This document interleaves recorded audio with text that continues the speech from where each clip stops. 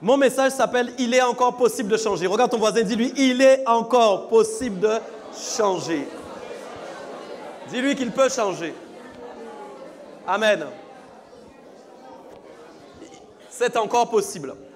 C'est encore possible. Amen. Amen. Merci Seigneur. Vous savez, Matthieu 3, chapitre 2 dit « Changez car le règne des cieux est proche ». D'accord? Changez car le royaume des cieux, changez ou encore vous devez repentez-vous car le royaume des cieux est proche. Ok? Changez car le règne des cieux est proche. Il y a toujours des conditions qui sont offertes pour le changement. D'accord? On ne change pas sans raison, on ne change pas juste comme ça. Personne ne se lève un matin en disant « je vais changer comme ça ». Non. En général, quand on change, c'est qu'il y a une raison de changer. Et la raison que Dieu nous a donnée pour changer maintenant dans cette époque où nous vivons, dans ce temps présent, c'est parce que le royaume des cieux est proche. C'est très important parce que le problème qu'il y a, c'est que vous voyez, je notais que parfois nous observons que la pluie arrive, que les nuages sont gris. Et bien souvent, quand vous voyez les nuages gris, vous étiez peut-être habillé en Bermuda. Et qu'est-ce que vous faites à cause des nuages gris que vous voyez? Vous dites, il va pleuvoir. Qu'est-ce que vous faites? Vous entrez chez vous, vous mettez un jean, vous changez de chaussures parce que vous étiez en sandales, parce que vous savez que la pluie est en train d'arriver. Est-ce que nous sommes d'accord? Ce qui veut dire que quand il y a un changement, quand il y a quelque chose qui s'opère, il y a quelque chose du moins qui vous pousse au changement.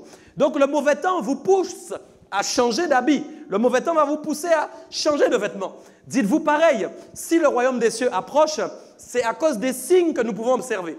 Personne ne peut savoir si le royaume des cieux approche sans avoir vu les signes. Et Dieu nous a donné des signes très précis qui nous montrent que le royaume des cieux est proche. Écoutez, les gens du monde ne savent pas faire la cohérence entre les signes qu'ils voient et Dieu, mais ils font la cohérence entre l'Apocalypse. Pourtant, ils ont oublié que l'Apocalypse est dans la Bible. C'est-à-dire que même un païen dit c'est la fin du monde bientôt. Il n'a pas tort en réalité car l'Apocalypse est bien la fin de règne pour qu'un nouveau règne vienne s'installer. Donc même quand le païen dit c'est la fin du monde, vous savez qu'il n'a pas tort. Tu ne m'as pas compris. Même quand le païen dit c'est la fin du monde, il n'a pas tort. Parce qu'effectivement, il parle de la fin de règne qui doit se terminer pour qu'un nouveau règne vienne s'installer, c'est-à-dire le règne de Dieu, le royaume des cieux qui doit venir. Donc quand il y a un changement opéré, c'est que vous observez qu'il y a quelque chose aussi qui s'opère au niveau des signes. Ce sont donc les signes qui appellent votre cœur à savoir que vous devez changer. Donc parmi nous ici dans cette église, il n'y a aucun d'entre nous qui, après avoir connaissance de la parole, après avoir connaissance de la vérité, ne peut sortir en disant « je ne veux pas changer ». Si vous ne voulez pas changer, c'est que vous êtes des fous, des malades, des dingues et que donc vous voulez aller en enfer. Ça veut dire que vous n'avez pas encore compris quelle est la description réelle de l'enfer. Vous n'avez pas encore compris réellement ce qui vous attend si vous allez en enfer. Quand vous vous brûlez le doigt, rien qu'en faisant une marmite sur une marmite chaude, vous dites « ça brûle ». Imaginez seulement ce que peut être l'enfer. À mon avis, le degré est très très loin du degré qu'il y a en enfer, sans compter tout ce qui entoure de l'enfer. Donc mes amis, nous n'avons pas le droit. Ah, dis, j'ai pas le droit. Nous n'avons pas le droit de laisser notre vie aller. Nous n'avons pas le droit de laisser notre vie partir dans tous les sens. Vous n'avez pas le droit, sinon c'est que vous ne vous aimez pas. Et si vous ne vous aimez pas, vous n'aimez pas Jésus non plus. Parce que la Bible dit, il m'a aimé le premier. À partir du moment où j'ai reçu l'amour de Christ, je dois m'aimer, je dois aimer ma vie et je dois vouloir être sauvé au nom suprême de Jésus-Christ. Il n'y a aucune situation, aucune condition qui doit t'éloigner du salut. Imaginez un peu comment nous nous plaignons chaque jour, comme si nous avions l'impression que nous étions déjà en enfer. Mais c'est grave ça. Comment nous sommes en train de nous plaindre. Nous sommes un peuple qui se plaint tout le temps, c'est la vérité. Nous ne sommes jamais contents, nous n'avons jamais assez, nous sommes toujours malades, nous sommes toujours fatigués. Mais en fin de compte, les petites choses que tu as sur cette terre, ce n'est rien de comparable comparé à la gloire à venir. C'est-à-dire la gloire de Dieu qui va venir sur cette terre. Le royaume des cieux qui va descendre et qui va manifester sa gloire. Et vous faites partie de ceux qui sont appelés à régner avec le Seigneur. Prophétiquement, la sœur a dit, je prendrai un, je laisserai l'autre. Que ce ne soit pas ton partage, que tu sois de ceux qu'on laisse, mais que tu sois de ceux qu'on reprend et qu'on monte avec eux au nom de Jésus. Pas de ceux qui restent sur la terre. Le changement que Dieu veut opérer, il est capital pour vos vies. Et donc, vous devez avoir soif, vous devez avoir un désir puissant. Vous devez avoir un désir puissant, une envie puissante, une envie vraiment incomparable de plaire au Seigneur et de changer. Tous les jours que Dieu fait, tel la Bible dit, à chaque jour suffit sa peine. Vous devez peiner pour changer. Vous devez mettre des efforts pour que votre vie change. Et là encore, vous êtes plus que vainqueur, c'est que vous avez reçu la grâce de recevoir le Saint-Esprit. L'Esprit de Dieu marche avec vous chaque jour. Il vous donne les capacités de résister dans ce monde et de continuer à marcher avec Dieu puissamment. C'est pourquoi il faut que vous soyez fortifiés. Nous ne vivons pas ici le degré de calamité qu'il y a dans le monde. Vos problèmes, écoutez, les calamités qu'il y a dans le monde n'ont rien à voir avec ce qu'il y a ici. Vous, peut-être, vous avez des combats pour vos finances, vous avez des combats dans vos couples, vous avez des combats dans vos familles. Mais qu'est-ce que c'est comparé aux combats qu'il y a dans le monde, mes amis, dans le reste du monde? Vous n'avez pas entendu. C'est une grâce pour nous de pouvoir marcher avec Dieu comme nous pouvons le faire maintenant aujourd'hui sur ce territoire. C'est une faveur incroyable. Donc, nous devons comprendre tout ça. Et je vais parler donc pourquoi il est encore possible de changer. J'ai bien dit en début de message, si tu as envie, tu as encore la capacité de changer. La respiration que Dieu te donne, l'air que Dieu te donne, c'est l'opportunité pour toi de changer de position.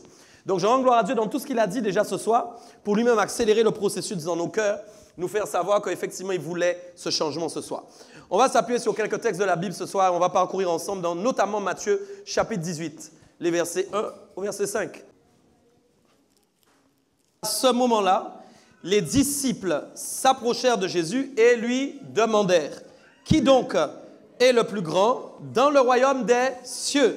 Alors Jésus appela un petit enfant, le plaça au milieu d'eux et dit « Vraiment, je ne vous entends pas, vraiment, je vous l'assure, si vous ne changez pas, moi j'ai une autre version d'attitude, et ne devenez pas comme de petits enfants, vous n'entrerez pas dans le royaume des cieux. » Ok, c'est pourquoi le plus grand dans le royaume des cieux est celui qui s'abaisse lui-même comme cet enfant, et celui qui accueille en mon nom un enfant comme celui-ci m'accueille moi-même. Ok? Amen? Vous voyez, c'est important de lire tout ça. Il y a deux éléments essentiels qui sont inscrits dans l'écriture ici. Regardez bien. Ils ont posé une question à Jésus. Ils ont posé une question, les disciples ont posé une question que vous connaissez tous. Et ils voulaient savoir qui était dans le royaume des cieux le plus grand. Nécessairement pour essayer d'aller plus loin et de dire forcément parmi nous, ça c'est bien l'esprit de l'homme, à savoir que forcément quand il y a plusieurs hommes rassemblés quelque part, il y en a forcément un qui est plus grand et un qui est plus petit. Jésus venant donc lui-même pour ramener les choses à la normale et dire non, attention, dans le royaume des cieux, il n'y a plus de notion de grandeur. Et ça c'est très important de le comprendre parce qu'en fait s'il n'y a pas de notion de grandeur, d'élévation, de niveau dans le royaume des cieux, vu que ta destination, c'est le royaume des cieux, il est normal que toi, qui es citoyen du royaume sur la terre, tu manifestes les desseins du ciel sur la terre. Ce qui veut dire que dans ton esprit, si tu es réellement renouvelé, tu ne peux plus fonctionner comme tu fonctionnais avant en pensant que quand il y a un rassemblement, notamment ici dans une communauté, il y a des niveaux entre des personnes. Ok? Ce n'est pas le message que je veux apporter, mais vous allez comprendre. Et donc Jésus dit très bien à ce moment-là, écoutez, non, regardez bien dans mon royaume ce qu'il y a. Jésus appelle un petit enfant à venir, il le place au milieu d'eux, et qu'est-ce qu'il dit? Il dit, voilà, vraiment je vous l'assure, si vous ne changez pas d'attitude, premièrement. Donc Dieu va d'abord parler aux disciples et leur dire, le problème que vous avez principalement au départ, c'est votre attitude. C'est-à-dire que l'attitude que vous avez, même en étant, en vous disant chrétien, même en vous disant, et vous avez Jésus, c'est bien, les gens disent, vous avez Jésus, mais on doit voir dans votre vie un changement d'attitude par rapport à l'attitude que vous aviez dans le passé. Le seul moyen de voir Christ dans la vie de quelqu'un, c'est de voir la modification de son attitude par rapport à l'attitude qu'il avait avant. Et donc Jésus va parler très simplement en montrant l'exemple de l'enfant qui veut dire, apparemment, l'enfant a une attitude que vous n'avez pas. Autrement dit, il y a quelque chose de l'enfant qu'on perd, que nous avions au départ dans l'attitude, mais que quand nous grandissons, nous perdons cette chose. Et donc Jésus va dire, attention, regardez bien, je vous l'assure, si vous ne changez pas d'attitude et ne devenez pas comme des petits-enfants. C'est très important le mot « devenir ». Pourquoi? Parce que Jésus est en train de parler de transformation. Il n'est pas en train de dire, écoutez, c'est important ce que je dis, il n'est pas en train de dire « ressembler à cet enfant ». Il n'est pas en train de dire « copier sur cet enfant », mais il est en train de dire « devenez comme cet enfant ». Écoute, c'est pas pareil. Ça veut dire que quand il regarde l'enfant, il y a certaines choses qu'il voit chez l'enfant qu'il veut voir à l'identique chez toi, ok? Il veut que toi-même, tu deviennes dans l'attitude comme un petit enfant, dans la relation que tu as avec lui. OK? Autrement dit, quelqu'un qui n'a pas l'attitude d'un enfant ne peut pas comprendre la notion d'abaissement. Quelqu'un qui n'a pas l'attitude d'un enfant ne peut pas saisir la notion d'abaissement. Est-ce que vous m'entendez bien? Donc, regardez bien la suite, c'est important.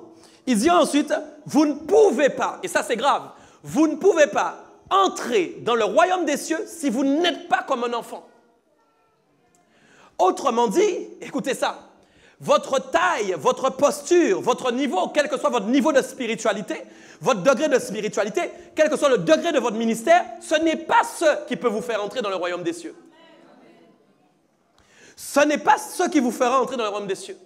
Ce qui vous fera d'abord entrer dans le royaume des cieux, c'est l'attitude que vous avez sur la terre. Autrement dit, comment vous avez décidé de vivre par rapport à Christ dans votre vie. C'est pourquoi je disais toujours que dans les ministères, il y a souvent des problèmes. Les gens sont attachés au ministère, mais ils ne sont pas attachés à leur attitude.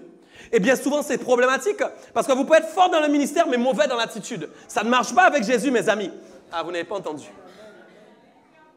C'est d'abord votre attitude qui est importante et qui s'associe au ministère que vous avez. Mais si vous ne vous occupez pas de votre attitude, vous avez un grave problème, vous allez échouer. Vous allez échouer dans ce que vous faites. Donc, vous devez comprendre que Dieu ne dit pas simplement de ressembler, non, il dit d'être comme le petit enfant. Ce n'est pas tout. Il va donner des clés. Qu'est-ce qu'il va dire? C'est pourquoi le plus grand dans le royaume des cieux, écoutez, qui est le plus grand?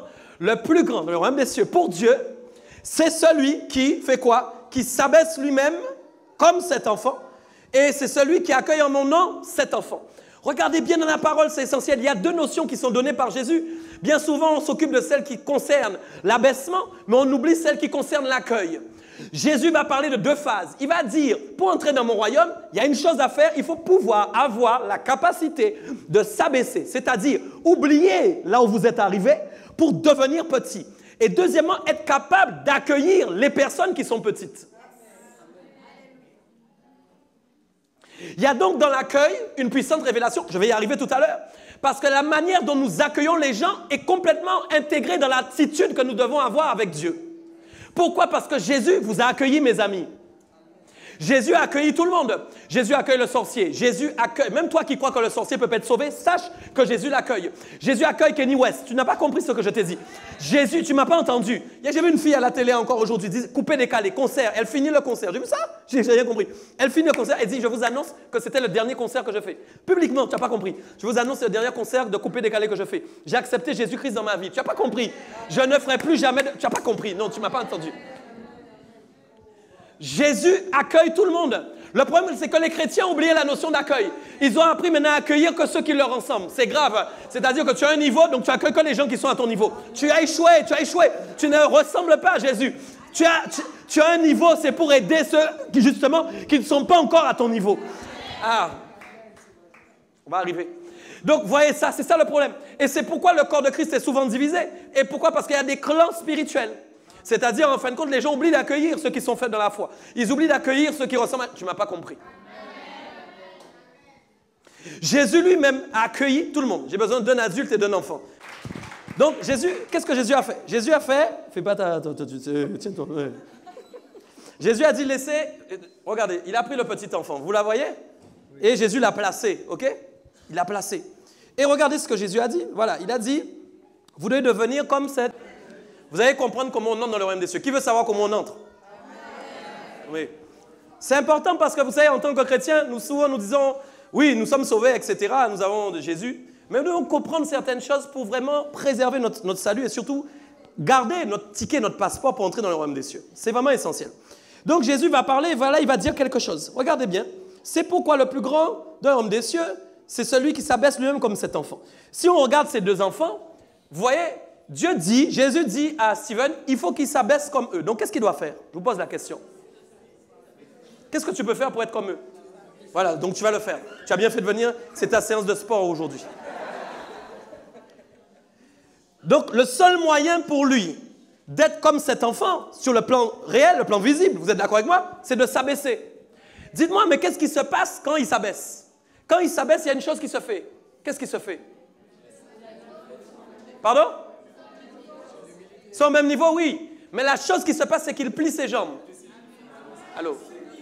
Il plie ses jambes. C'est très important ce que je dis. Il ne peut pas être au niveau de l'enfant s'il ne plie pas ses jambes. Pourquoi? Ce que lui donne de la hauteur par rapport aux enfants, c'est la taille de ses jambes. Ses jambes sont donc plus hautes. Donc Jésus dit, il faut qu'ils soient à leur niveau. Voilà. Pour pouvoir, il faut du moins qu'il plie les jambes pour pouvoir être au niveau de l'enfant. Ça, c'est dans le réel, mais j'aimerais que vous compreniez. Dans la notion d'abaissement, il y aura un moment comme ça. Dans la notion d'abaissement, il y a forcément la notion d'humilité. Et en fait, ce que le Saint-Esprit me disait, c'est que quand quelqu'un veut ressembler à un enfant, les choses mauvaises qui sont en lui doivent plier. Tu dois comprendre ça. Son ancienne attitude doit plier. Qu'est-ce qui se passe en fait quand quelqu'un va s'abaisser? Il se retrouve dans une situation inconfortable. Mes amis, ce n'est pas confortable de s'abaisser. Et c'est pourquoi beaucoup ne veulent pas s'abaisser. Vous allez voir comment ce n'est pas confortable. Vous voyez, Dieu lui dit, regardez bien, ouais, voilà. Écoutez, tenez toujours. Dieu lui dit, mais Dieu dit à Steven, Dieu est difficile avec Steven. Dieu dit à Steven, mais tu dois être comme eux. Donc ça veut dire que tout ce que tu fais dans la vie, tu dois être comme l'enfant. C'est ça, non? Tu ne m'as pas compris, je ne suis pas sûr. Il dit, tout ce que tu fais dans la vie, tu dois être comme les enfants. Si Dieu dit que tu dois être comme l'enfant, ça veut dire que dans tout ce que tu fais dans la vie, tu dois t'abaisser. Alors maintenant, voilà, nous allons faire une chose. Vous voyez Manuela au fond? Tu vois qu'Emmanuela, Anaya? Vous allez apporter le verre d'eau. Allez-y. Voilà le problème. Le problème, c'est qu'il est dans une situation qui est inconfortable. Et donc, qu'est-ce qu'il aura envie de faire? Merci Steven. Il aura envie de se lever au bout d'un moment. Et en fait, c'est ce qui se passe, c'est que nous n'arrivons pas à rester abaissés parce que c'est une situation qui est trop inconfortable. Mais ce que vous ne savez pas, c'est que quand vous vous abaissez, vous êtes en train de plier, en fait, votre ancienne attitude. Le cheminement est donc difficile, mais pendant ce temps, les choses qui doivent changer dans votre vie sont en train de plier. Il n'était pas impossible pour lui de faire ce qu'il a l'habitude de faire. Simplement, il ne pouvait pas le faire comme il a l'habitude de le faire. S'il ne le fait pas comme il a l'habitude de le faire, ça veut dire qu'il est en train de laisser Jésus lui faire faire à la manière de Christ. Et c'est ça, en fait, qui est le plus important. Est-ce que vous me comprenez? C'est ça le problème de l'homme. Et donc, quand quelqu'un n'est pas capable de s'abaisser, il ne peut pas entrer dans le royaume des cieux. C'est ça le problème, mes amis. Et donc, vous voyez, souvent, on voit en fin de compte la soumission, l'humilité, etc., comme étant simplement, en fait, je m'humilie devant mon frère, ou je me soumets à Dieu, ou bien je respecte mon frère, etc. Ça va beaucoup plus loin que ça.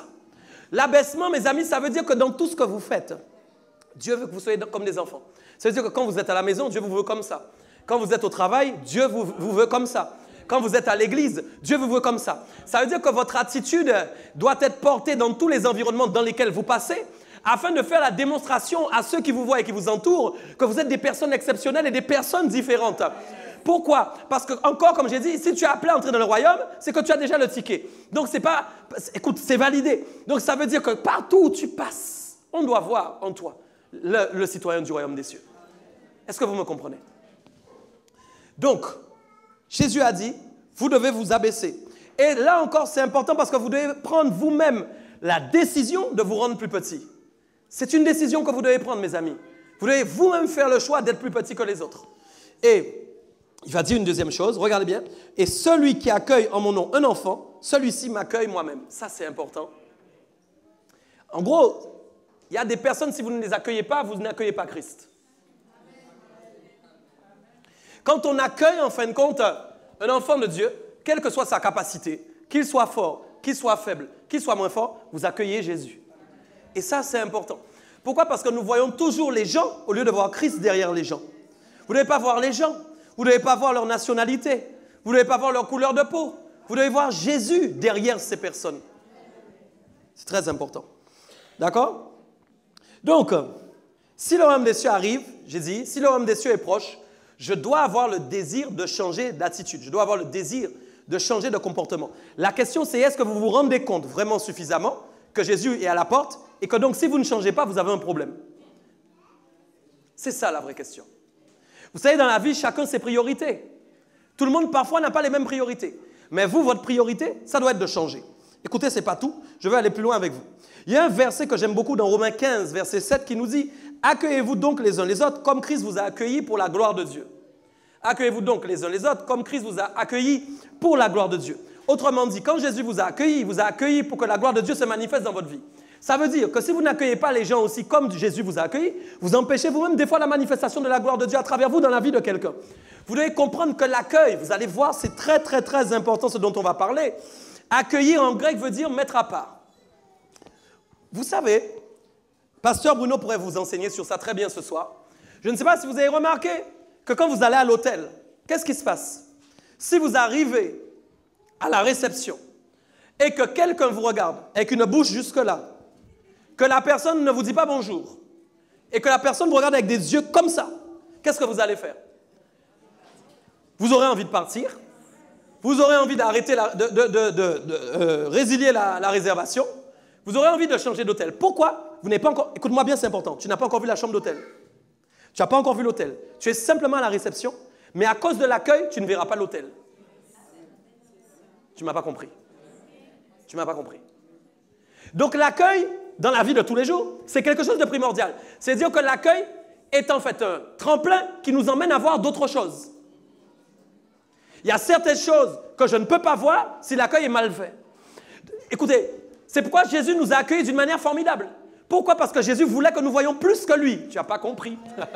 Si Jésus vient maintenant et dit vous m'agacez, vous me gonflez tous les jours, j'en ai marre, je suis venu mourir pour vous, mais franchement, vous me faites honte. Vous allez aller? Je vous pose une question. Ah, vous m'avez pas... Non.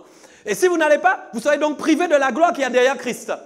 Mais comme Jésus est venu t'accueillir d'une gloire exceptionnelle, Jésus est venu t'accueillir avec un amour exceptionnel. L'accueil que Jésus t'a fait t'a permis d'aller dans ses bras d'amour. Et qu'est-ce qui s'est passé? Ça t'a permis, puisque tu es allé, d'accéder à des choses que tu n'aurais pas pu voir si Jésus ne t'avait pas accueilli de cette manière. C'est pourquoi nous sommes égoïstes et hypocrites. Parce que si Jésus m'a accueilli moi comme ça, je dois aussi accueillir les autres de la même manière. Jésus ira jusqu'à dire que quelqu'un qui ne sait pas accueillir son frère est menacé de ne pas entrer dans le royaume des cieux. C'est grave. Vous savez que ça veut dire donc que nous avons aussi entre nos mains la capacité d'accompagner quelqu'un vers la gloire, comme aussi la capacité de l'éloigner de la gloire de Dieu. Et oui, mes amis, c'est important. Donc accueillir, j'ai dit en grec, veut dire mettre à part, prendre à part. Donc ça veut dire aussi que quand nous accueillons quelqu'un, nous avons une mise à part que nous faisons avec lui. Okay? Nous n'agissons pas de la même façon avec cette personne. Je vais vous montrer encore 3 phases qui sont inscrites dans la Bible ici, et notamment par rapport à l'accueil. Vous allez comprendre. Notamment, Jésus me disait, la manière d'accueillir vous permet de ne pas exposer les gens. Ça, c'est important. Vous allez voir, Acte 18, 26, nous explique en fait que Aquilas et Priscille avaient parlé avec un homme qu'on appelait Apollos. Je ne sais pas si vous aviez lu ça. Et Apollos, donc, était un serviteur de Dieu qui était baigné dans les Écritures, mais qui n'avait pas encore toute la connaissance des choses de l'Esprit de Dieu. Tout le monde est là? Donc, ça veut dire qu'il avait encore des choses à apprendre de la part du Saint-Esprit. Et regardez ce qui est écrit, Acte 18, 26, il est dit « Il se mit à parler librement dans la synagogue, et Aquilas et Priscille, en fait, qui étaient un couple qui avait déjà été instruits, eux, dans les voies du Seigneur, qu'est-ce qu'ils ont fait? L'ayant entendu, qu'est-ce que vous lisez? Ils le prirent avec eux, ils le mettèrent à part, vous êtes là, et lui exposèrent plus exactement la voix de Dieu. C'est important. Parce qu'en fait, Aquilas et Priscille auraient pu l'exposer devant tout le monde. Pendant qu'il est en train de prêcher, tu ne m'as pas entendu. Il dit, hey, ce que tu es en train de dire là n'est pas bon, on doit t'instruire maintenant, et on t'instruit devant tout le monde. Mais ils ne l'ont pas fait. Pourquoi? Parce qu'ils avaient dans leur cœur la manière d'accueillir les fils de Dieu. C'est-à-dire qu'ils l'ont pris à part et lui ont exposé à part ce qu'ils avaient exposé. Vous n'avez pas compris. C'est pourquoi, mes amis, il est très important de savoir que par rapport à vos frères et vos sœurs, vous ne devez pas les exposer. Vous savez, quand vous n'avez pas la crainte d'exposer les gens, c'est que vous n'avez pas la crainte de Dieu. C'est grave d'exposer les gens. Ce n'est pas parce que quelqu'un vous confie un secret qu'après votre téléphone, vous le prenez et vous exposez la vie de la personne avec des gens de l'église.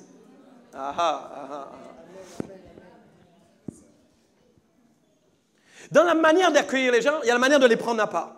Donc, si jamais vous avez un problème avec quelqu'un, mais que vous l'exposez, c'est que vous n'avez pas la crainte de Dieu. Je vous l'assure. La seule personne à qui vous devez exposer le cas de quelqu'un, c'est Dieu. Quand vous êtes dans des histoires de coups de fil, où vous parlez sur un truc, ce frère-là a fait ci, ce frère-là a fait ça, vous êtes en train d'exposer la vie de quelqu'un, c'est très dangereux, parce que seul Dieu sait quelle est la véracité de la chose que vous êtes en train de dire. Pour peu que vous soyez dans le faux, vous êtes en train de vous poser vous-même des problèmes avec Dieu, vous êtes en train de poser, d'ériger vous-même des murailles et des barrières qui vont empêcher à la présence de Dieu de se manifester dans vos vies. On ne peut pas faire n'importe quoi avec les enfants de Dieu. Tu n'as pas compris? Allô, on ne peut pas faire n'importe quoi avec les enfants de Dieu. Donc quand quelqu'un vient te parler, c'est pour toi, c'est à toi qu'il a parlé. Ça doit rester dans ton cœur au nom de Jésus. Tu n'as pas compris? Essayez d'imaginer un peu que moi, en tant que pasteur, je reçois les gens en rendez-vous et que je commence à prendre mon téléphone à la fin des rendez-vous de la soirée. Je dis à Ketty, bon, Ketty, là, on va appeler tout le monde là, puis on va commencer à raconter le cas de tout le monde. Essayez d'imaginer. Je suis sûr que vous ne viendrez plus ici. Ah, vous viendrez quand même? Vous ne viendrez pas parce que je vous ai exposé. Est-ce qu'on se comprend bien? C'est comme maintenant les réseaux sociaux, c'est devenu facile. Les gens maintenant, dès qu'ils savent quelque chose, ils font qu'exposer comme ça. Ils n'ont même pas encore vérifié. Ils font qu'exposer. C'est des expositions en fait. Exposition à tout. Exposition parisienne, exposition belge, exposition guadeloupéenne, je ne sais pas. Ils exposent les cas des gens. Mais c'est du n'importe quoi. Est-ce que si quelqu'un tombe, Dieu n'a pas la capacité de le relever? Pourquoi avant de l'exposer, c'est très dangereux? Parce que parfois, tu es en train d'exposer quelqu'un au moment où Dieu est en train de le relever. Ton exposition est donc un échec et personne ne viendra voir ton exposition, à part Satan qui viendra te voir pour te détruire à cause de ce que tu as fait. Vous ne savez pas quand Dieu va relever les gens, vous ne savez pas ce que Dieu a fait. Donc, ça fait partie de la manière d'accueillir. Pourquoi? Parce que ça fait partie de la façon dont vous accueillez les informations.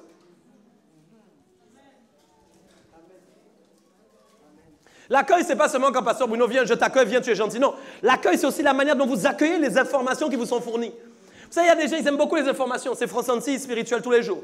Alors, quand les informations arrivent, ils ont leur encart qui est déjà prévu, vous savez.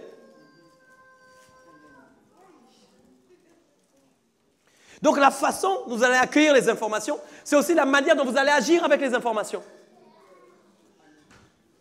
Amen. Donc, très important. Vous devez accueillir les gens, accueillir les informations, d'accord? Mais surtout, sans exposer les situations. C'est très important. Deuxième chose encore, la manière d'accueillir vous permet de ne pas discuter les opinions. Vous savez, ce dont je suis en train de parler ce soir, c'est d'attitude dont je suis en train de parler. Tout ça fait partie de votre attitude. Okay? Donc, je suis bien en train de parler des moyens de vous préserver pour entrer dans le royaume des cieux.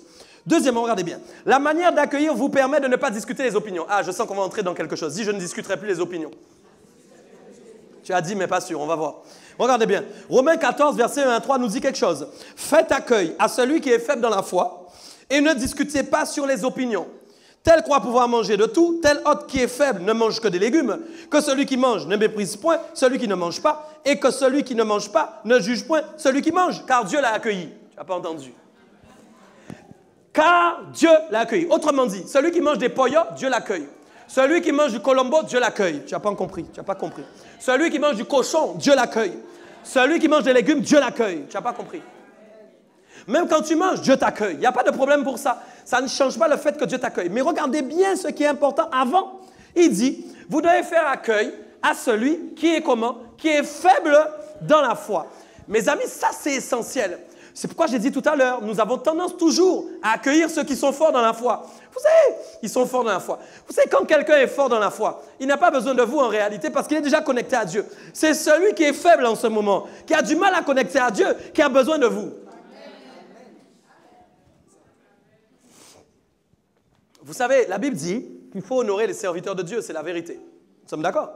Donc c'est sûr, il y a une manière d'accueillir, comme la Bible dit, accueillir un prophète en qualité de prophète. Il n'y a pas de souci. Mais vous savez que ce n'est pas parce que le ministère, il y a un ministère qui vient à l'église, le gars il est ministre et tout de Dieu, il est spirituellement équipé et tout ça, il est fort, oui, amen. C'est quelqu'un que vous voulez honorer. Mais vous savez que vous pouvez honorer quelqu'un aussi qui n'est pas dans le ministère. Quelqu'un en fin de compte qui est faible dans la foi en ce moment, de la même manière que vous accueillez en fin de compte un ministre de Dieu.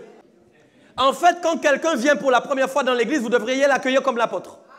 Mais je vous le dis quand même en passant par là, c'est sérieux. Je vous dis que la façon dont vous... Non, mais...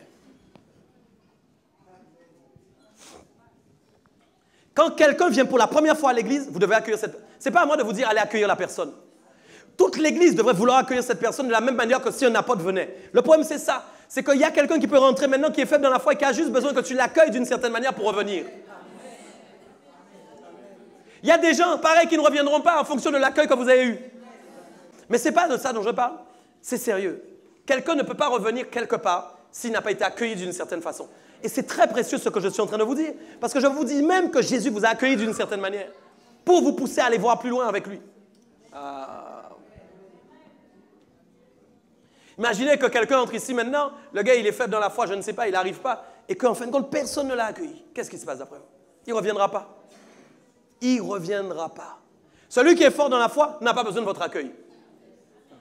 Non, ça ne veut pas dire qu'il ne faut pas lui dire bonjour. Ce n'est pas ça le problème. Mais on se comprend quand je dis ça.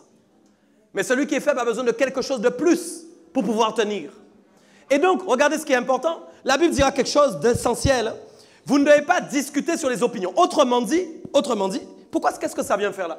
Autrement dit, en général, celui qui est faible dans la foi fait des choses que vous ne faites pas. Je vais expliquer.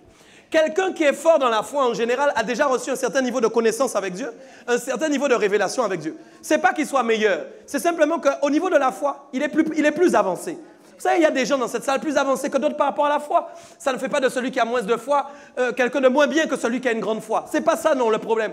Parce que le cœur de Dieu, c'est que celui qui a la grande foi puisse pousser celui qui a la petite foi à avoir la même foi que lui. C'est ça la vérité. Mais le problème n'est pas là. Le problème, c'est que quand quelqu'un a déjà la foi, il est bien debout, il est affermi, il passe par des épreuves, il tient parce qu'il vit des choses avec Dieu puissantes. Voilà, il est effectivement lui-même déjà dans ce niveau. Maintenant, il peut y avoir une même personne qui est là comme ça, qui a aussi la foi. Ce n'est pas que cette personne n'a pas la foi, mais cette personne n'a pas la même foi que vous. Or, plus vous avez la foi, plus vous allez découvrir des choses dans la parole, et puis il y a des choses que vous allez faire et pas faire.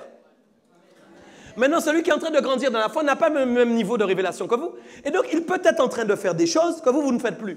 Et bien souvent, qu'est-ce qui se passe? Nous oublions très souvent que 10 ans en arrière, nous étions en train de faire la même chose que lui faisait à la même époque. Mais comme nous sommes devenus déjà plus grands dans la foi, nous oublions très vite. Pourquoi? Parce que le progrès, un peu de levain dans la farine, et qu'est-ce qui se passe? La pâte, elle monte. Un peu de levain et la pâte monte. Il ne faut pas beaucoup à l'homme pour gonfler, pour s'élever. Qu'est-ce qui se passe? Les gens voient en fin de compte des gens dans l'église même qui sont là, qui font des choses peut-être que Dieu ne veut pas qu'on fasse. Peut-être. Ou alors qui estiment, parce qu'ils ont un plus grand niveau de connaissance, que ce qu'ils font là n'est pas correct. Alors qu'est-ce qu'ils font? Ils commencent à discuter les opinions. Or, dans l'attitude de celui qui entre dans le royaume des cieux, ce n'est pas quelqu'un qui discute les opinions. C'est quelqu'un qui accepte de comprendre que quelqu'un ne peut ne pas avoir compris quelque chose que lui, il a compris. Bon, j'ai dit ça un peu bizarrement. Je suis en train de dire, en fait, il est en train de dire que quelqu'un peut ne pas avoir compris quelque chose que toi, tu as déjà compris. Ce n'est pas le même regard que tu as sur la personne. C'est pourquoi derrière, il va dire, ne soyez pas en train de dire, celui-là mange ci, celui-là ne mange pas ça. Mais si tu as des révélations sur le repas, tant mieux pour toi. Mais écoute,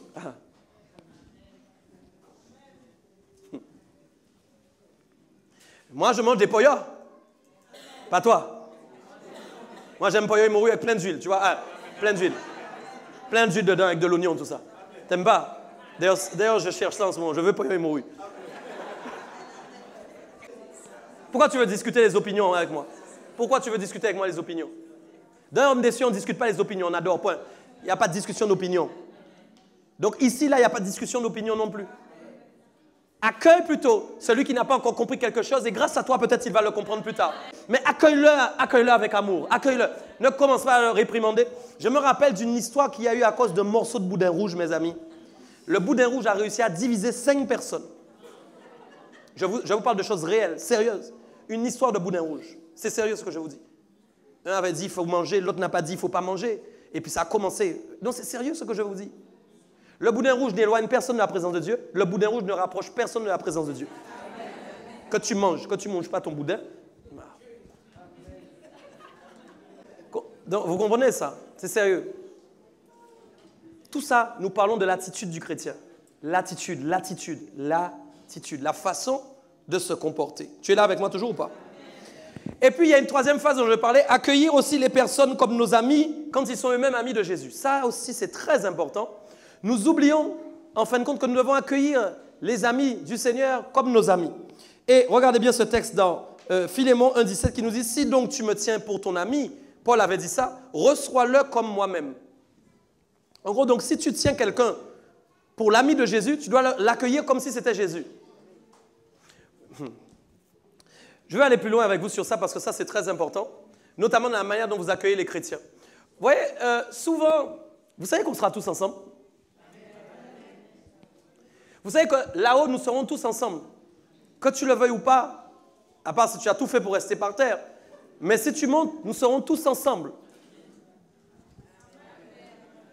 Nous serons tous ensemble. Le problème, c'est qu'au niveau d'accueil, nous avons sorti différents accueils en fonction de certains critères. En fait, quand quelqu'un est ami de Jésus, la question c'est qui Jésus considère comme étant son ami. Jésus a dit lui-même, celui qui obéit au commandement de mon Père, en fait, quand il est mon ami. C'est ça la vérité. D'accord? C'est écrit là, il y a un texte, je l'ai noté, qui dit ça très bien. Jean 15, voilà. Jésus a dit, vous êtes mes amis si vous faites ce que je vous commande. À partir du moment où quelqu'un fait ce que Jésus commande, il devient son ami. Donc pour Jésus, s'il y a 10 personnes ici dans cette salle qui font ce qu'il lui commande, ils sont forcément les amis ils sont forcément ses amis. Mais nous, parfois, nous ne voyons pas ce que les gens font dans le secret, la manière dont ils vivent, la façon dont ils, en fin de compte, ils obéissent à Dieu. Vous savez que ce n'est pas en regardant un coup d'œil comme ça que vous savez qui obéit à Dieu. Vous pouvez très bien accueillir des gens comme vos amis, pas parce qu'en fin de compte, vous voyez Jésus dans leur vie, mais simplement parce que vous avez des affinités avec eux. Ou simplement parce que vous avez l'impression qu'ils vous ressemblent. Mais en fait, ce n'est pas ça. Votre cercle d'amis, c'est d'abord ceux qui obéissent à la parole de Dieu. Et vous devez donc accueillir ces personnes-là comme s'ils étaient vos amis sans même les connaître. C'est pourquoi l'amitié dans le Seigneur ne commence pas à partir du moment où vous entendez, mais l'amitié avec le Seigneur commence à partir du moment où vous obéissez tous ensemble à la voix de Dieu. Les gens dans le monde aiment bien dire nous avons un cercle d'amis. C'est vrai. Je ne dis pas qu'il ne faut pas avoir d'amis. J'ai des amis partout. Moi, je n'ai pas que des amis chrétiens. Mais qu'est-ce que c'est qu'un ami pour Dieu? Il faut comprendre. Un ami pour Dieu, c'est quelqu'un qui obéit au commandement de Dieu. Donc, ça veut dire que toute désobéissance faite par vos amis les empêche d'être des vrais amis de Dieu. Et donc, attention, votre comportement avec eux-mêmes peut changer. C'est sérieux ce que je vous dis. Pourquoi? Parce qu'on ne fait pas avec des amis la même chose qu'on fait avec des gens qu'on ne considère pas comme nos amis. Donc, comprenez bien ce que je dis. La manière d'accueillir, en fin de compte, les gens qui obéissent dans la foi, il faut vraiment faire attention. Pourquoi? Parce qu'en fin de compte, vous pouvez très bien mettre quelqu'un de côté qui est quelqu'un qui obéit beaucoup à Dieu, en fin de compte. Quelqu'un qui plaît à Dieu. Quelqu'un, en fin de compte, que le Seigneur même voit dans cette personne, oh, quelque chose de magnifique. D'accord? Attention à la façon dont on s'accueille. OK? Très important. Donc, j'ai dit 3 phases. Accueillir les personnes comme nos amis quand ils sont eux-mêmes amis de Jésus. Ça va, tu es là toujours? C'est pas tout. On va prendre Luc 13, versets 1 à 9. Je veux continuer. Luc chapitre 13, versets 1 à 9, qui nous dit là encore quelque chose d'important. En ce même temps, quelques personnes qui se trouvaient là racontaient à Jésus ce qui était arrivé à des Galiléens dont Pilate avait mêlé le sang avec celui de leur sacrifice. Regardez ça. Il leur répondit, « Croyez-vous que ces Galiléens fussent de plus grands pécheurs que tous les autres Galiléens parce qu'ils ont souffert de la sorte? Non, je vous le dis. Mais si vous ne vous repentez, ou encore, qui veut dire changer, vous allez périr tous également. » Regardez bien encore. Ou bien ces 18 personnes sur qui est tombée la tour de Siloé et qu'elle a tué, croyez-vous qu'elles fussent plus coupables que tous les autres habitants de Jérusalem? Non, je vous le dis. Mais si vous ne vous repentez, vous périrez tous. Ok, c'est pas fini. Il dit aussi cette parabole. Un homme avait un figuier planté dans sa vigne. Il vint pour y chercher du fruit. Et qu'est-ce qui s'est passé? Il n'en trouva point. Alors il dit au vigneron, voilà 3 ans que je viens chercher du fruit à ce figuier, je n'en trouve pas. Coupe-le, pourquoi occupe-t-il la terre inutilement? Et encore, le vigneron lui répondit, Seigneur, laisse-le encore cette année, je creuserai tout autour, j'y mettrai du fumier, peut-être à l'avenir donnera-t-il du fruit, sinon tu le couperas. Tu peux dire amen à ça? Amen. Là aussi, je veux aborder quelque chose d'important dans la façon dont nous devons gérer nos attitudes. Jésus va parler, regardez bien dans ce texte, de 2 situations, notamment de Galiléens qui ont fait quoi? Qui sont morts dans la souffrance. Et il va leur dire, regardez bien, si vous ne vous repentez, vous périrez également. D'accord? Vous avez vu ça, il leur a dit 2 fois. OK? Et il va dire une chose au verset 2. Croyez-vous que les Galiléens fussent de plus grands pécheurs que tous les autres Galiléens? Ça, je veux en parler. Pourquoi aussi? En gros, il est en train de dire, ce n'est pas parce que ces gens souffrent qu'ils ont été des pécheurs. Et il leur dit, attention, si vous aussi vous ne changez pas, vous allez quand même périr. Donc, ce qui veut dire, écoutez bien, souvent, quand il y a des gens qui ont des souffrances ou des difficultés, nous avons tendance à penser que c'est parce qu'ils pêchent. Eh oui. Souvent, quand nous examinons les épreuves des autres ou les combats des autres, souvent nous pouvons penser, ah, il arrive telle chose à cette personne parce que sûrement elle a fait une mauvaise chose. C'est pas vrai. Écoutez ce que je vous dis. Il y a des gens qui meurent dans la souffrance sans avoir péché. Mais Jésus va dire, attention, repentez-vous, changez, parce que vous, attention, vous allez périr. Qui veut dire quoi? Souvent, en fin de compte, nous pensons que les autres souffrent, meurent dans la souffrance parce qu'ils ont fait quelque chose de mal, mais parce qu'en fait, nous pensons que nous, tout va bien. Et c'est pourquoi Jésus va dire, attention, vous devez changer pour ne pas périr. Ne vous basez pas sur ce qui arrive aux autres pour penser que vous, tout va bien. En fait, vous devez toujours être... Écoutez, ce n'est pas parce que vous n'avez pas d'épreuve, par exemple, en ce moment, que tout va bien. La souffrance et la difficulté n'est pas forcément un repère pour savoir si tout va bien. Parce qu'il y a des gens qui vivent avec puissance la présence de Dieu en ayant des souffrances. Ah, mes amis, Eh oui, mais oui. Il y a des personnes qui souffrent au moment où nous parlons, qui sont dans l'obéissance à Dieu. Là, c'est ça la réalité des choses. Ne croyez pas que parce que tout roule... Non, non, c'est pas ça la vérité. C'est pourquoi il va dire quelque chose d'important. Il va dire, vous devez vous repentir afin de ne pas périr. Qui voulait dire quoi? À l'époque, il disait, nous sommes d'Abraham. Comme nous-mêmes, nous pouvons dire souvent, nous sommes des chrétiens. Nous sommes en Jésus. Et donc, nous sommes tellement en Jésus parfois que nous avons oublié que nous devons obéir. Non, mais je ne vous dis pas. Je suis chrétien, je suis en Jésus, je suis chrétien, je suis en Jésus. Comme il disait, je suis d'Abraham, je suis d'Abraham. Et voyant les autres échouer, se disant, ah, tout va bien. Ça ne veut strictement rien dire. Ce qui te protège, c'est ta capacité en réalité à te repentir tous les jours. C'est pourquoi il va dire, vous devez changer. C'est quoi je dis bien? Le changement, mes amis, c'est quelque chose de continuel. Ça commence d'abord le premier jour où vous avez donné à votre vie à Dieu et ça continue tout le long de votre vie, chaque jour. C'est pourquoi lundi, mardi, mercredi, jeudi, vendredi, samedi, dimanche sont 7 jours où tu dois changer.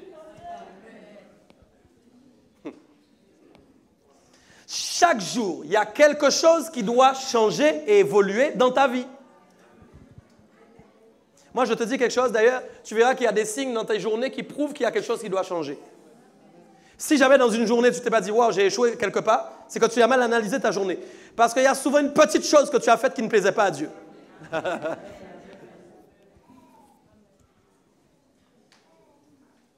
Dieu a donné 365 jours pour pouvoir changer dans une année. Tu n'as pas compris. Les gens, d'ailleurs, Lucien a dit l'année est finie. Mais ne t'inquiète pas, au mois de janvier 2020, il faudra changer encore toujours. Et en février 2020, il faudra encore changer. Ne croyez pas que quand le jour de votre conversion, ah, j'ai dit j'ai changé. Non, c'est pas vrai. Tu as changé de cœur. C'est-à-dire quoi? Tu as changé de position pour pouvoir changer. Tu as changé de voie pour pouvoir changer. C'est-à-dire tu t'es positionné vers la route du succès. Tu t'es positionné vers la route qui permet que ton caractère change, ton attitude change. Mais le processus est établi chaque jour de ta vie, en fait. Donc, chaque jour que Dieu fait où tu respires, c'est une occasion pour toi de changer. C'est pas quand tu seras dans le cercueil que tu vas changer. C'est ça qui est malheureux avec les religions. Les gens prient dans le cercueil, bénis-le, change sa vie. Le gars est mort, change sa vie, que sa vie soit glorieuse dans le royaume. C'est trop tard. C'est quand on respire qu'on change. C'est pas dans le cercueil qu'on change. C'est pas quand on est sous la terre qu'on change. Je lisais un gars qui, avec beaucoup d'humour, il a été enterré cette semaine ou la semaine dernière, je ne sais pas. Bref, il a laissé un mot vocal. Et quand les gens ont mis le cercueil, le mot vocal s'est mis à parler. Il a mis une bonne, et la bonne, machin, il disait « Je suis là » et tout ça. Il n'a pas compris. Et les gens auraient pu se dire « Ils ont un espoir, il est là. » Mais il n'est pas là, non. Alors, enregistre toutes les bonnes que tu veux. Et puis quand l'enterrement va se faire, et même si on entend ta voix qui dit « Je veux changer », pour Jésus, ça ne changera pas. C'est trop tard. Là, tu as raconté une occasion de dire « Grand Amen ». Si vous n'avez pas compris que vous devez changer de votre vivant, vous êtes en train d'échouer. L'autre problème, c'est que vous pensez que Jésus ne revient pas maintenant. L'autre problème, c'est que vous pensez en fait que, comme Jésus a dit ça depuis encore longtemps, mais il n'est pas encore revenu, donc il ne va pas arriver maintenant. Tu as encore le temps de changer. Allô. Comme Jésus ne sait pas où il est, donc dans ta tête, tu as encore le temps. C'est dangereux. C'est très dangereux. Les gens disent dans le monde, vous jouez avec le feu, mais c'est ça. Vous voyez comment l'inspiration du monde, j'aime bien. Vous jouez avec le feu. Quel feu? Où est-ce qu'ils ont pris ça? Tu joues avec le feu. Mes amis, un jour pour Dieu est comme 1000 ans. Ça veut dire que dans une année, il y a 365 jours. C'est bien ça, il y a 365 jours dans une année. Un jour est comme 1000 ans, je ne me suis pas trompé. 365 par 1000, ça fait 365 000. D'accord. Tu es là ou pas? Donc, ton année pour Dieu, ton année là, quand toi tu dis tu as un an, bon enfin, ça fait déjà 365 000 années pour Dieu. Pour le Seigneur Jésus, 2020, l'année 2019 qui est en train de se finir, il y a eu 365 000 jours qui sont passés. Toi, tu penses qu'il y a 365 jours, mais pour lui, il y a eu 365 000 jours qui sont passés. Donc, ça veut dire que pour Dieu, dans son royaume, dans son temps, tu as eu 365 000 fois l'occasion de changer.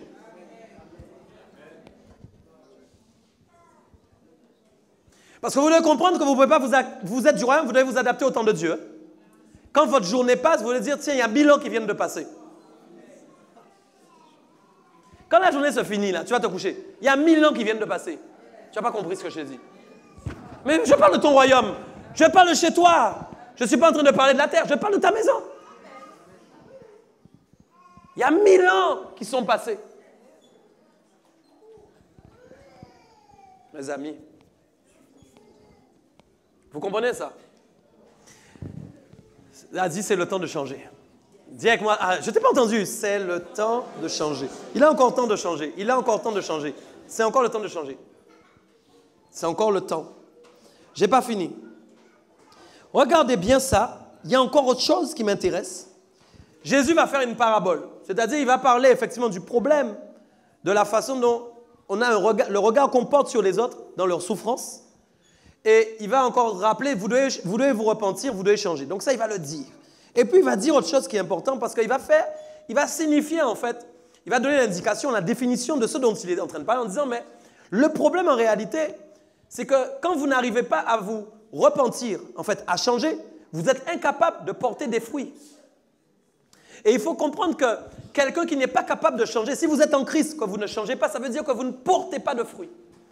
Et voilà pourquoi il va dire, regardez bien, un homme avait un figuier donc planté dans sa vigne, il a été chercher du fruit, il n'a pas trouvé. Et j'aime bien Jésus parce que Jésus lui a donné 3 ans. Regardez bien ce qui est écrit. Il dit, voilà 3 ans que je viens chercher du fruit à ce figuier. J'ai dit quoi? Un jour, c'est comme 1000 ans. Vous vous rappelez? Vous savez, le temps de Dieu n'est pas notre Dieu. Dieu n'est pas notre temps. Dieu a une patience inouïe envers nous. Donc Jésus va donner 3 ans à ce figuier. Pourquoi? Pour changer. En réalité, ce n'est pas 3 ans. C'est beaucoup plus que ça. Vous dites 3 ans, mais dans le cœur de Dieu, ce n'est pas 3 ans. 365 par 3, multiplié par 1000. C'est bien ça ou pas? Donc 365 000, 3 fois. C'est ça, hein? Donc Jésus va venir, et qu'est-ce qu'il va faire? Il va regarder. Quand Jésus voit qu'il vient et que l'arbre n'a pas de fruits, ça veut dire que cet arbre a un problème. Pourquoi? Parce que ça veut dire que c'est un arbre qui n'a pas eu la capacité de récupérer dans les sols ce qu'il faut pour porter du fruit. C'est pourquoi il va dire, la patience de Dieu va encore se manifester. Pourquoi? Parce que qu'est-ce que le vigneron va faire? Il va dire quoi? Je vais venir. Non, donne-lui encore une chance. Allô? Je veux être sûr que tu me suis. Vous savez que même quand Dieu se dit c'est fini, il y a encore Jésus qui dit mais non, Père, il y a encore du temps. Aïe, aïe, aïe, aïe, aïe, aïe, aïe, aïe, aïe, aïe, aïe, aïe, aïe, aïe. Vous savez que Dieu a sûrement dit sur notre qu'un jour j'en ai marre de toi et que Jésus est venu en intercession et a dit non, Père, pas encore. C'est très sérieux. Probablement, Dieu a dit plusieurs fois, j'en ai marre. Mais Jésus est venu, non, Père, pas encore. Et Jésus a dit, maintenant, attends, je vais mettre un peu de fumier autour de son arbre, afin de voir si on lui laisse encore une chance de porter du fruit. Le fumier, vous savez, sur le plan biologique, c'est ce qu'on met en fin de compte autour de l'arbre et qui permet, en fait, au sol, en fin de compte, de récupérer ce qu'il faut pour que l'arbre, dans les racines, récupère ce qu'il lui faut pour pouvoir porter du fruit. Vous me suivez ou pas? Autrement dit, bien souvent, quand j'ai parlé d'attitude, je suis en train de parler de personnes qui ne sont pas capables d'aller, en fin de compte, à se sevrer auprès du Seigneur. C'est-à-dire des personnes qui ne restent pas plantées auprès des courants d'eau. Des personnes qui ne restent pas plantées là, en fait, où la vie peut émaner dans leur vie. Aïe, aïe, aïe. Il faut aller récupérer la vie. La Bible dit, de votre sein coulera un fleuve d'eau vive. Qui veut dire, en fin de compte, la vie est appelée à couler en toi. Il y a un transfert qui se fait entre Jésus et toi. Il y a un transfert qui se fait entre Jésus et toi. Le problème, c'est où est-ce que tu es planté, mon ami? Où est-ce que tu es planté? C'est ça la réalité. Beaucoup de personnes ne sont pas plantées en Christ. Ils ne récupèrent pas. Ah, tu n'as pas compris. Les oligo-éléments spirituels, tu ne comprends pas. Ils ne récupèrent pas la sève spirituelle qui va leur permettre de porter du fruit. C'est-à-dire, ils ne vont pas chercher l'attitude de Christ pour la récupérer en eux. Pourquoi? Parce qu'ils sont mal plantés. Parce qu'ils ne sont pas plantés au bon endroit. Alors, qu'est-ce que Jésus fait? Regardez bien. Jésus dit, mais comme je ne veux pas que tu périsses, je vais encore trouver le moyen de récupérer quoi? Mais c'est du fumier. Et je vais le mettre maintenant dans ton sol, là où tu es, afin que tu récupères. Non, mais écoutez, bon. Vous savez, un arbre qui est bien planté n'a pas besoin de fumier. Vous savez, un arbre, écoutez. Un arbre qui est bien planté n'a pas besoin de fumier. Un arbre qui est bien planté. Le problème de cet arbre, en réalité, c'était qu'il avait un problème au niveau de là où il était planté. Vous savez que ça vous fait rire, je ne sais pas. C'est ça la vraie question. Donc, mais un arbre, naturellement, doit porter du fruit. S'il a sa pluie, s'il est bien planté, l'arbre va porter du fruit, normalement. Mais s'il ne porte pas du fruit, ça veut dire qu'il a un problème de position. Alors, qu'est-ce qui se passe? Jésus vient là où il est positionné, il vient mettre quelque chose pour qu'il puisse à ce moment-là porter du fruit. Mais c'est plus compliqué, c'est plus difficile. C'est pourquoi je suis en train de te dire ce soir, tu dois changer de position au nom de Jésus. Où est-ce que tu es planté? Aïe, aïe. Vous savez, il y a beaucoup de forêts sur la terre. Il y a beaucoup de forêts, mais tous les arbres ne portent pas les mêmes fruits. La question, c'est là où tu es planté. Où est-ce que tu es? Donc, Dieu encore a de la patience avec nous. Ah, Dieu a de la patience avec nous, mes amis. Mes amis, Dieu a de la patience avec toi. Toi-même, tu as Dieu est patient avec moi. Moi, vous savez, je ne comprends pas comment on peut marcher avec Christ dans la désobéissance. Comment, en fait, c'est possible, ça? C'est pas possible. Vous ne pouvez pas marcher avec Jésus et ne pas vous dire, je dois changer d'attitude. C'est pas possible. Vous entendez les messages et que lundi même, vous êtes déjà dans les mêmes travers. Si vous sortez d'ici ce soir et que lundi, vous êtes déjà dans les mêmes travers, mais vous avez un problème. Ou alors, si tu es de travers, tu vas te remettre. Tu ne peux pas l'être là. Mardi, tu es déjà dans les mêmes travers. Mercredi, tu es déjà dans les mêmes travers. Tu dois changer d'attitude à cause de la parole de Dieu. C'est important pour ta vie. Je continue, je n'ai pas fini. Regardez bien. 2 Pierre 3, verset 9 nous dit quelque chose d'important. Le Seigneur ne tarde pas dans l'accomplissement de sa promesse. Et c'est ça. Comme quelques-uns le croient. Le Seigneur ne tarde pas dans l'accomplissement de sa promesse, comme quelques-uns le croient. Vous savez, quand quelque chose est long à arriver, tarde à venir, vous n'avez jamais encore expérimenté ça? Ah, je sais que les gens expérimentent ça. Quand quelque chose tarde à venir, on a tendance à croire que la chose n'arrivera plus.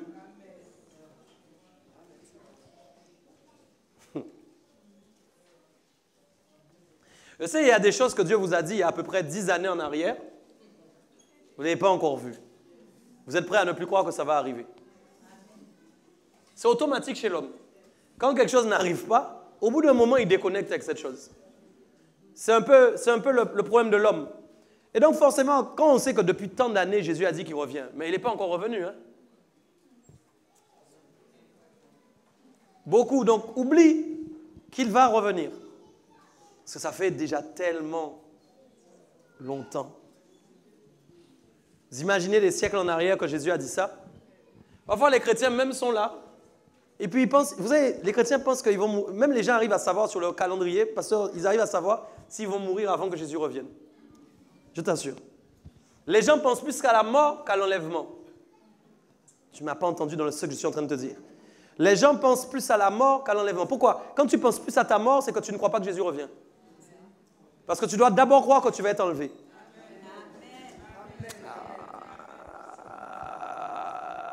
C'est embêtant, hein? Je ne suis pas convaincu. Quand tu vis, tu dois vivre pour l'enlèvement, pas pour la mort. Bon, je vais expliquer ça mieux parce qu'on ne s'est pas compris. Tu sais, si par exemple, moi je te dis, je reviens, mais tu ne sais pas quand. Admettons, ce soir, je te dis, je reviens, mais tu ne sais pas quand. Ça va rappeler quelque chose, je reviendrai. Hein? Si je dis, je reviens, mais tu ne sais pas quand. Hein? Qu'est-ce qui se passe dans ta tête? Tu vas attendre que je revienne. Mais si 15 années passent et que je ne suis pas revenu, qu'est-ce qui se passe? En fait, on va mettre, bon, lui, il est porté disparu. Il est porté disparu.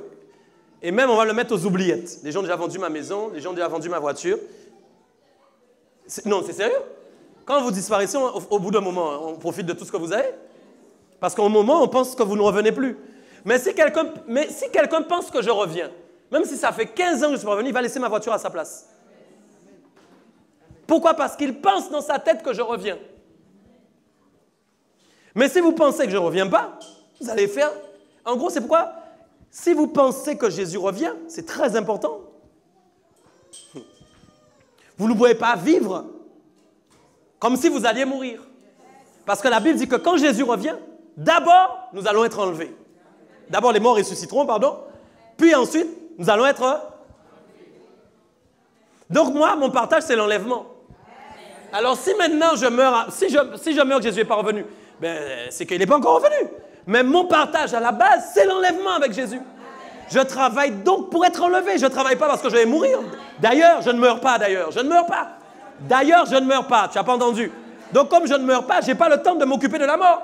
Je ne peux m'occuper que de l'enlèvement. Je peux m'occuper que de ça, mes amis. Et ça change tout. Parce qu'en fin de compte, quand je pense enlèvement, je pense forcément préparation. Pourquoi? Parce que mes amis, mais quand vous alliez en boîte de nuit, vous alliez vous préparer, je vous assure. Aïe, aïe, aïe. On allait vous enlever dans les boîtes, rappelez-vous.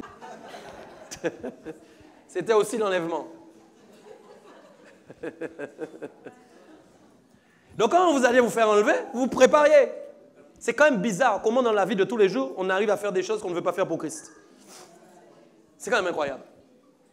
Donc vous savez bien que quand on va vous enlever, il faut vous préparer. Hein, mesdames?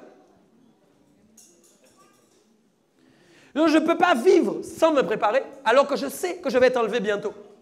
C'est donc l'enlèvement qui me pousse à me préparer. Tu es là ou pas? Alléluia.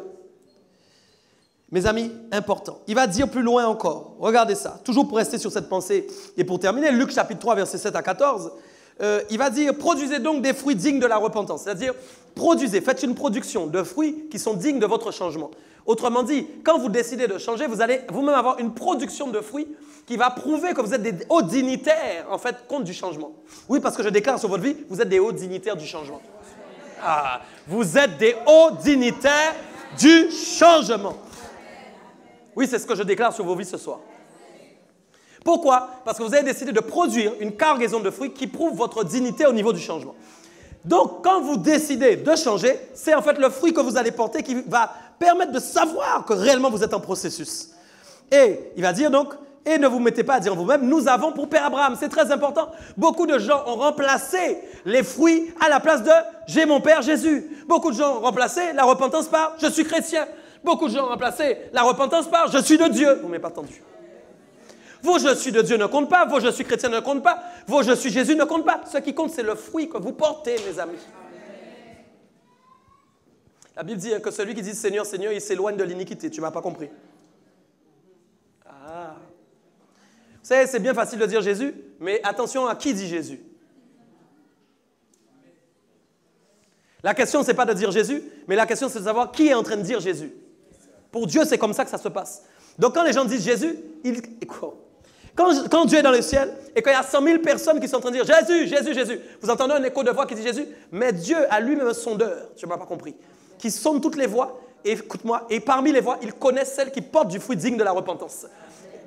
Et donc, c'est ceux qui s'éloignent du péché, ceux qui s'éloignent des mauvaises attitudes, qui disent Seigneur, Seigneur, qui seront sauvés, et que Dieu arrive à voir dans toute la foule. La foule fait des échos, mes amis, ça c'est une chose, mais attention, la relation intime avec Dieu, la sincérité, l'honneur avec Dieu, la vie sans péché, la vie avec une attitude qui glorifie Dieu, ça c'est la relation avec Dieu. C'est pourquoi, mes amis, ne soyez pas perdus dans la foule, mais soyez sélectionnés par Dieu dans l'intimité avec Dieu. C'est très important de ne pas être perdu dans une foule de personnes. C'est-à-dire, oui, Dieu, Dieu, Dieu, Dieu, mais que derrière, Dieu n'entend même pas ta voix. Pourquoi? Parce qu'il ne voit pas quand il sonde réellement que tu te repens. Vous savez, il y a des gens qui vivent avec Dieu sans se repentir. Il y a des gens, ils sont là. Est-ce que même ils se rappellent de la dernière fois où ils se sont repentis?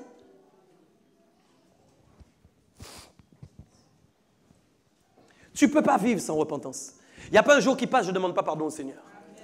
Il n'y a pas un jour qui passe. Quand je prie Dieu, je dis Seigneur, pardonne-moi pour telle chose. Seigneur, je te demande pardon. Seigneur, parce que j'ai échoué là. Seigneur, parce que ça c'est mal fait. Non. Il n'y a pas un jour qui passe où je sais qu'il y a quelque chose où je dois me repentir devant le Seigneur. Parce que pourquoi je suis imparfait? Parce qu'il y a des choses dans ma vie qui ne sont pas encore transformées et que Dieu est en train de transformer. Mais ta motivation pour la transformation, c'est ça le plus important. Quel est le désir de ton cœur? Amen. Quel est le désir de ton cœur? La sœur l'a bien dit tout à l'heure, tout arbre donc qui ne produit pas de mon fruit va être coupé et jeté au feu. C'est là le problème. Il y a même une parole qui dit déjà la cognée est mise. C'est-à-dire que déjà, il y a des arbres qui ont déjà été coupés. Je ne sais pas si tout le monde est en train de me suivre. La Bible dit déjà la cognée est mise. Ça veut dire que déjà au moment où nous parlons, il y a déjà des arbres qui ont été coupés. Il y a des gens qui ne sont pas sauvés. Au moment où vous parlez, il y a des gens qui sont coupés. Au moment où vous avez dormi hier, il y a des gens qui ne sont plus là, ils sont en enfer. Là, au moment où on parle, quelqu'un meurt maintenant, va en enfer. Déjà, la cognée est mise. C'est-à-dire déjà, on a commencé à couper et on a commencé à jeter au feu. Pourquoi? Parce qu'on n'a pas trouvé en la personne un fruit digne de repentance. Donc quand Jésus revient, Jésus doit trouver en toi le fruit digne de la repentance. Est-ce que tout le monde est là? Je t'annonce que tu es aussi, toi, un agriculteur. Et qu'en fait, quand Jésus va revenir, ce sont tes fruits qui vont prouver à Dieu que tu es digne, en fin de compte, de gloire. Digne du moins d'entrer dans sa gloire. Digne d'entrer dans la gloire de Dieu. Et donc, forcément, le fruit qui est lié à ton changement, ce sera forcément l'attitude que tu auras eue sur la terre. Comment tu t'es comporté sur la terre pendant ton pèlerinage sur la terre. Comment tu as agi sur la terre. Est-ce que jusqu'à la fin, tu as continué à maudire ton oncle qui t'avait fait mal quand tu étais petit? Est-ce que jusqu'à la fin, tu as continué à maudire quelqu'un? Est-ce que jusqu'à la fin, tu es chrétien, tu viens à l'église, tu entends des messages sur le pardon, tu entends des messages sur l'accord, mais ton cœur ne veut toujours pas pardonner. Tu arrives quand même à dire à Dieu, non mais ça viendra un jour. Non, est-ce que tu en es là? Tu entends des messages sur le pardon, mais tu n'arrives pas. Tu ne veux pas. Ce n'est pas quand tu n'arrives pas, mais tu ne veux pas. Parce que tu n'as pas encore saisi que Jésus revient bientôt et que tu dois partir aussi avec lui. Si tu restes par terre à cause de non-pardon, ah mes amis, c'est triste. Parce qu'il se peut que la personne à qui tu n'as pas pardonné monte devant toi. Et toi, juste parce que tu ne veux pas, tu restes là. Le problème, ce n'est pas d'entendre des beaux messages. Le problème, c'est d'avoir une réaction suite au message. En général, quand il y a une bonne révolte derrière le message, c'est là, à ce moment-là, qu'il se passe des choses. Tu dois être révolté contre toi-même. Tu dois haïr le péché. Tu dois être révolté contre ta propre vie. Tu dois en avoir marre de toi-même. C'est quoi la Bible dit? Pleurez sur vous. Pleurez, pleurez. Pleurez. Dans les temps dans lesquels vous êtes, ce n'est pas la joie, mes amis. C'est pleurer sur vos sorts. C'est la vérité. Pleurez pour votre changement. Pleurez pour changer, mes amis. Le but n'est pas d'écouter des bons messages. Le but, ce n'est pas ça. Le but, c'est de saisir le message pour le mettre en pratique dans votre vie. Pour vous assurer à 100% que vous êtes en bonne posture. Amen. Vous devez porter du fruit, c'est important. Vous devez agir pour porter du fruit, avoir une attitude forcément. Et j'ai dit, rappelez-vous le début du message, vous savez le problème de l'homme? Tout se situe finalement dans l'abaissement. Vous savez que c'est parce que vous n'arrivez pas à marcher comme Steven a marché tout à l'heure? Pourquoi? Parce que vous voulez faire les choses debout. Parce que vous voulez avoir le contrôle sur les choses. Tant que vous avez le contrôle sur les choses, vous n'êtes pas en train de changer. Le changement s'opère avec Dieu qu'on n'a plus le contrôle sur quoi que ce soit.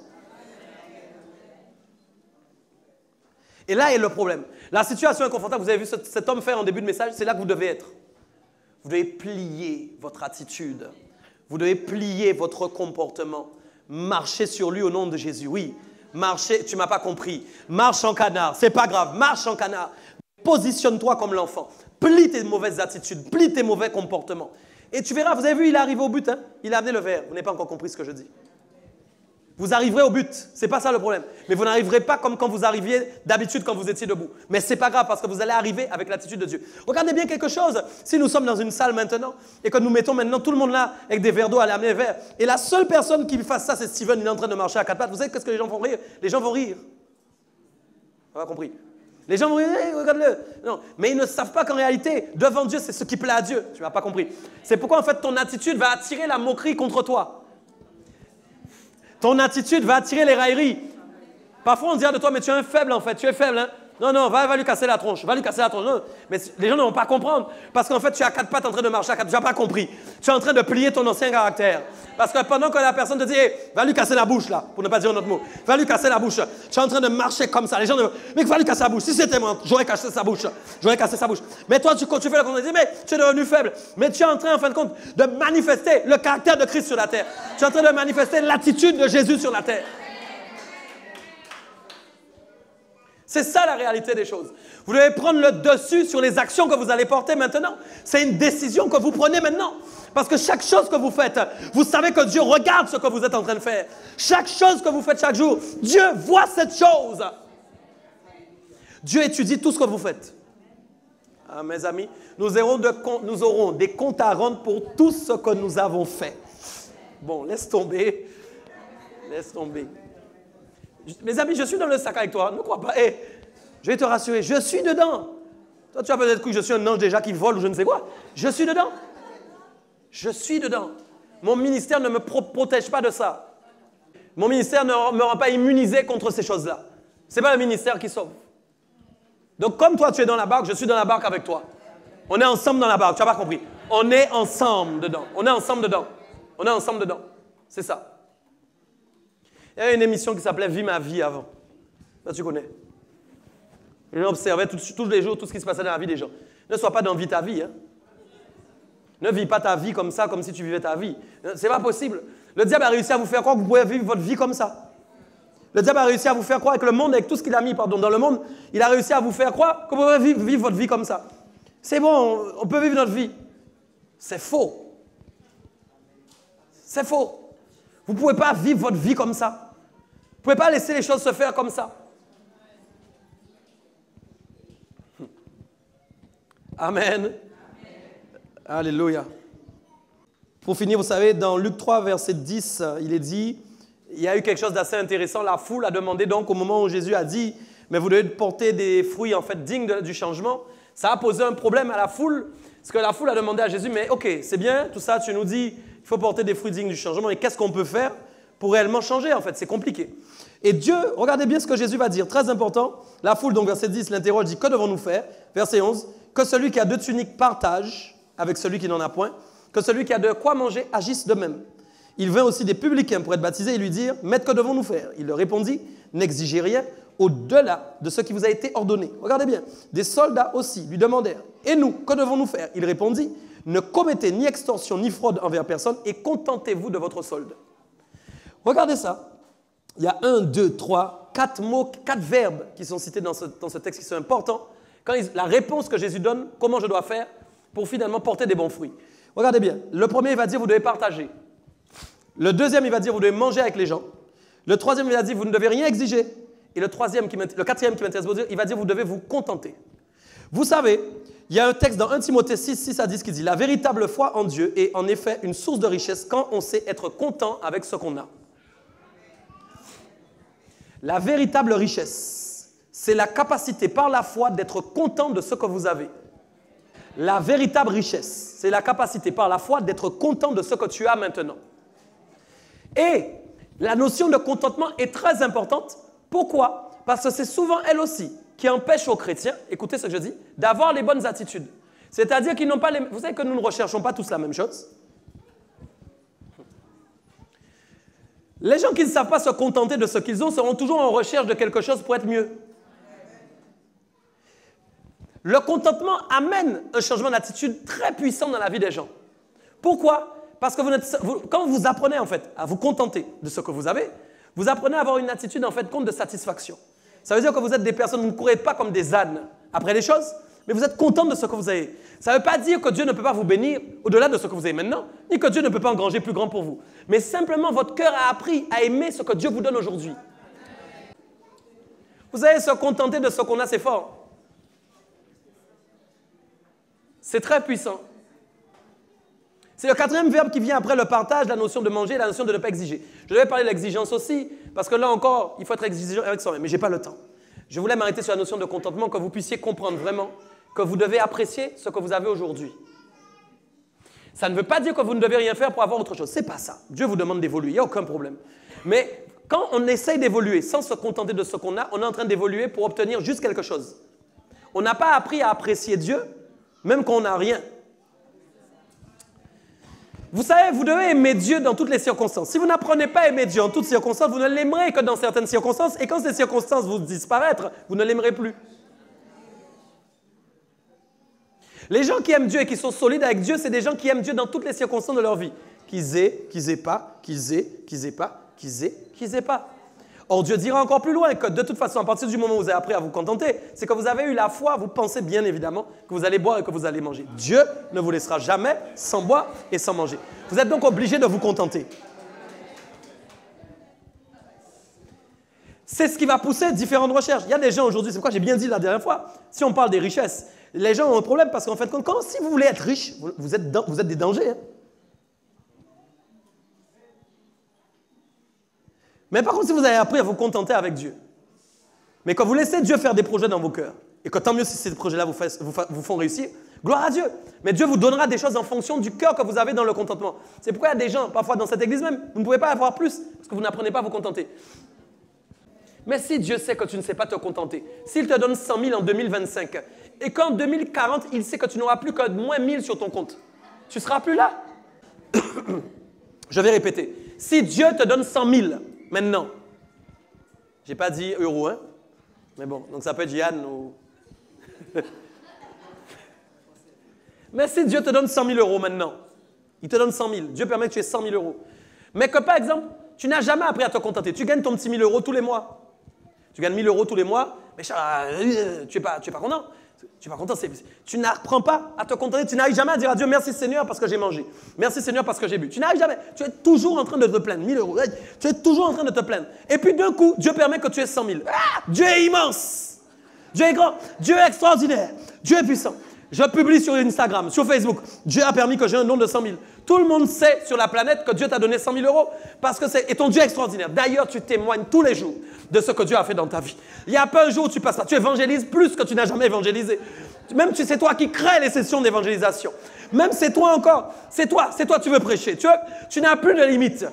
Et puis, 10 ans après, les 100 000 euros disparaissent. Et tu n'es pas à 1000 que tu avais au départ, mais en fait, tu es tombé à moins 1000. Moi, je te dis que comme tu n'étais pas habitué à vivre avec 1000 en te contentant en disant merci à Dieu, que le jour où ça va disparaître et que ça tombe, tu vas renier Dieu. Écoute bien ce que je te dis. Tu vas renier le Seigneur à ce moment-là.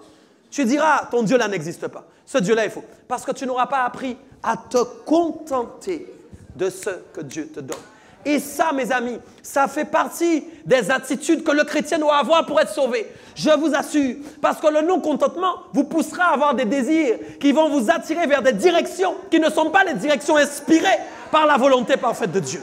Vous vous retrouvez donc en train de faire des choses, croyant que Dieu est avec vous, mais sans Dieu. Pensant que Dieu est avec vous, mais sans Dieu à côté de vous. Et en train de réaliser des choses, pensant que vous êtes dans la volonté de Dieu. Or, vous êtes loin, à des milliards d'années, de la volonté parfaite de Dieu. C'est très dangereux.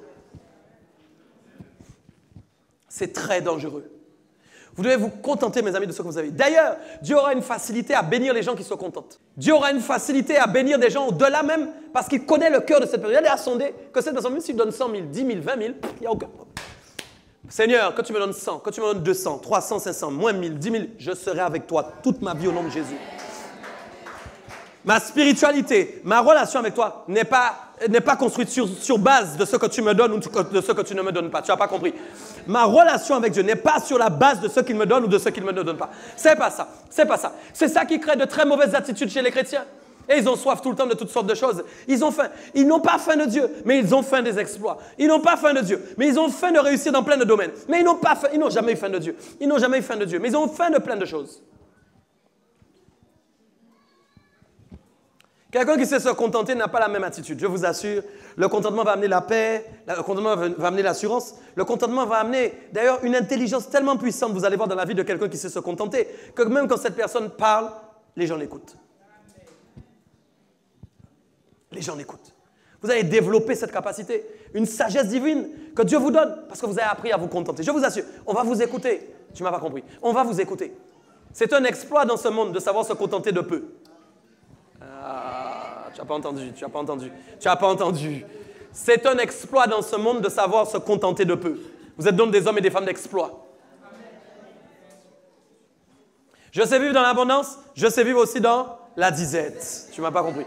J'ai appris à vivre dans l'abondance, j'ai appris à vivre dans la disette. J'ai appris, on m'a fondé, on m'a formé pour ça. Je suis formé, je suis un tout-terrain de toutes les situations. J'ai, je passe, j'ai pas, je passe. J'ai, je passe, j'ai pas, je repasse.